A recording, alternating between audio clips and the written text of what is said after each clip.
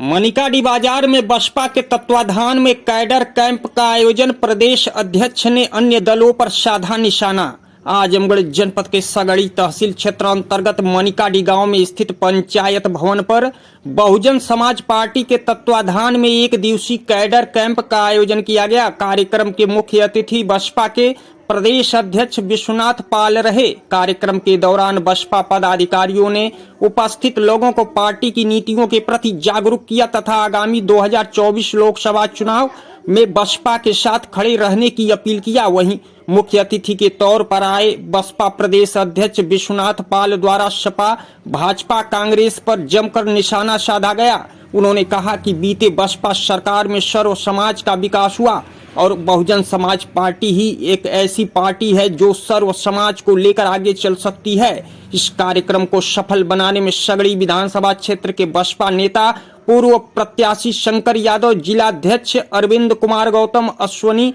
कुमार, रामजीत चौहान, विधानसभा सगड़ी अध्यक्ष सीपी विमल, अनिल मौर्य, विजय प्रताप यादव, इंदल यादव, रामप्रीत, हरिराम, सुरेंद्र, लालचंद, दुर्गा प्रसाद यादव, धनई, राम प्रसाद, हरिकेश आदि लोग मौजूद रहे। क्या सर उद्देश्य का बैठक? देखिए, बहुजन समाज पार्टी की राष्ट्रीय अध्यक्ष माननीय बहन जी के निर्देश पर पूरे देश में बहुजन समाज पार्टी में गांव चलो अभियान चल रहा है। उसी कड़ी में उत्तर प्रदेश में भी लगभग 403 विधानसभाएं हैं।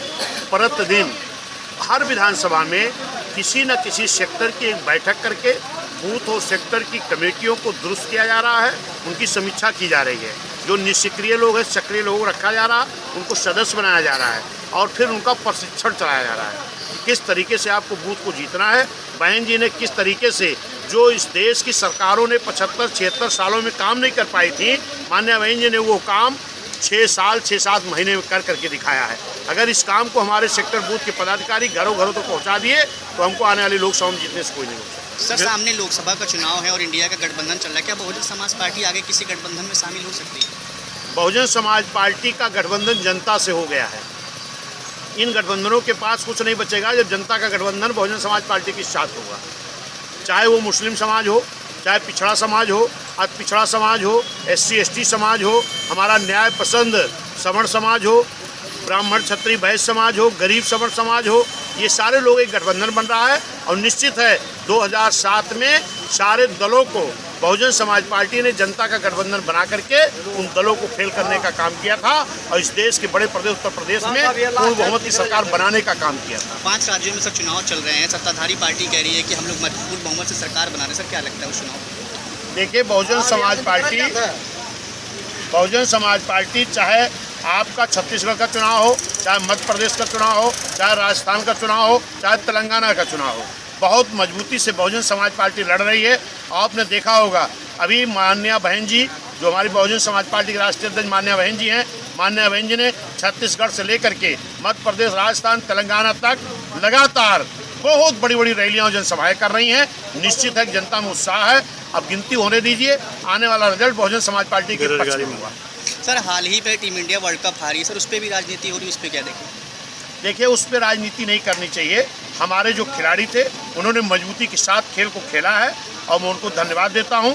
लड़ाई तो दो की जब होती तो हार जीत तो होती ही है, उसमें इतनी कौन सी बात हो गई भाई। ठीक है, खेल खेल रहे थे, हमारे जो नौजवान थे, जो हमारे खेल थे, खिलाड़ी थे, इन्होंने अपनी दमदारी से खेल को खेला है, उनके ऊपर कोई टिप्पणी नहीं कर सकते।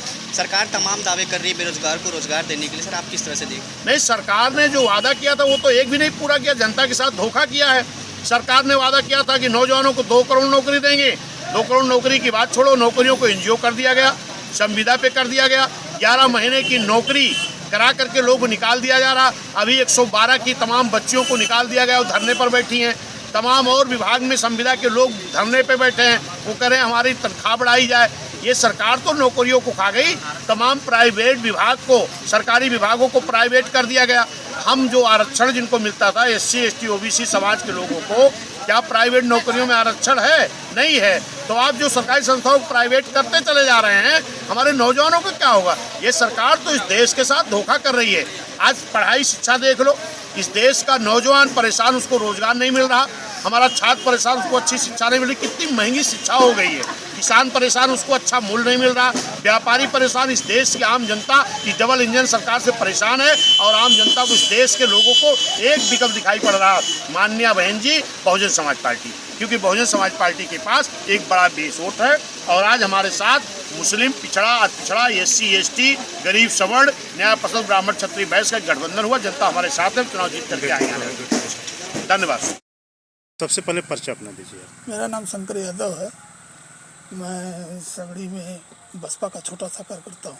आज आपके सगड़ी विधानसभा में जी कैडर कैंप का आयोजन किया गया था। माननीय बहन जी, मुख्यमंत्री पूर्व और बसपा की राष्ट्रीय अध्यक्ष द्वारा गांव चलो अभियान 2024 के चुनाव को लेकर, जी जी और आपके प्रदेश अध्यक्ष भी आए थे, विश्वनाथ पाल जी। जी क्या कुछ कहना इस कार्यक्रम के बारे में, कैसी तैयारियां थी? देखिए, ये हमारी पार्टी के राष्ट्रीय नेतृत्व जो है बहन मायावती जी द्वारा लगाया गया है कि गांव चलो अभियान। उसी के तहत हमारे उत्तर प्रदेश के अध्यक्ष माननीय विश्वनाथ पाल जी आए थे और कैडर कार्यक्रम में हिस्सा लिया और उन्होंने पार्टी की गतिविधियों को, पार्टी के सिद्धांत को उन्होंने कार्यकर्ताओं के बीच में बताया है। संगठन को मजबूत के लिए अपना बूथ सबसे मजबूत, अपना बूथ सबसे मजबूत, उसी पर उन्होंने बताया है सब कुछ। और कि मतलब पार्टी को 2023 में कैसे हम आगे बढ़ाएं, क्योंकि दूसरी पार्टियां इल्ज़ाम जो 2-2 हज़ार 3-3 हज़ार वोट पाने वाली थी, वो भी इल्ज़ाम लगाती हैं कि बसपा ख़त्म हो गई, जबकि बसपा पूरे उत्तर प्रदेश में 1 लाख से लेकर के और 40,000, कम से कम 15,000 तो हर बूथ पर पाया ही होगी विधानसभा में। तो कहाँ से ख़त्म हो गई? वही सब कार्यकर्ताओं को हम लोग बताओ कि आप लोग आगे बढ़ के अपना बूथ मजबूत करिए और 2024 में बहन जी को देश का प्रधानमंत्री बनाने के लिए अधिक से अधिक सांसद को चुनने का काम करें, अपने बूथ को मजबूत करें। जब बूथ मजबूत होगा तो सारा कुछ मजबूत हो जाएगा। तो कुल मिला जुला के बूथ स्तर तक कार्यक्रम करने के लिए कार्यक्रम किया जी जी, बूथ स्तर